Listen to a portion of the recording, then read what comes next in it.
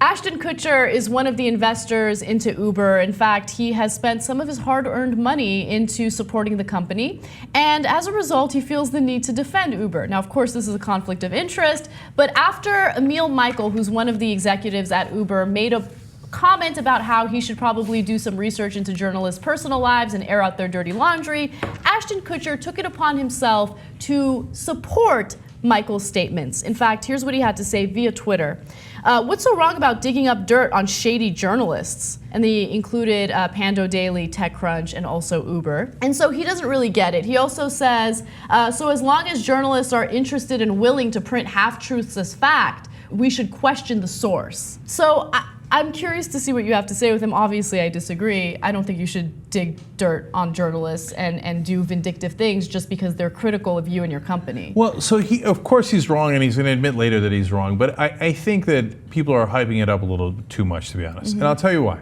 First of all, you have to kind of understand the perspective that Ashton Kutcher is coming from, which is that of a investor. Fortunately, no. Fortunately or unfortunately for the country, as a mega celebrity. So he views the press as mainly the paparazzi who are always hounding him. So he thinks like those guys are the shadiest people in the country. So like they keep investigating my life. Why can't I investigate their life? So that's one of his perspectives. That's a good point. Right? So then his other perspective is, in this case, he's an investor.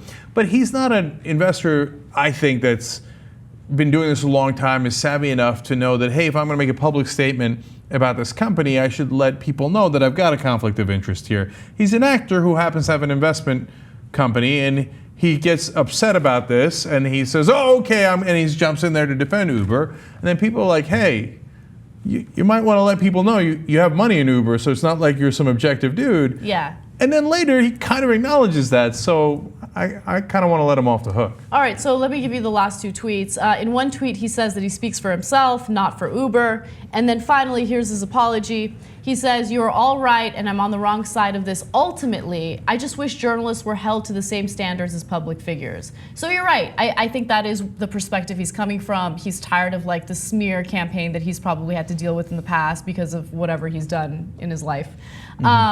But you know, you also have to think outside the box and think outside your own bubble. I mean, there are more than just entertainment journalists out there. There are journalists that are doing real work, and you can't go after them and attack them. They're the ones who are supposed to be holding authorities accountable. So ignore all the whatever tabloid journalists and focus on the ones that are actually doing some good in the world. And in this case, they were holding Uber responsible. Uber. And they were doing what they were supposed to do as journalists. Look, I already said in some of the articles that were originally written about him, I didn't necessarily agree with, but you don't crack down on people actually trying to earnestly do their job as journalists when they're real journalists doing real work. And they did expose that Uber was using Godview, which tracks their clients, which is very good investigative reporting.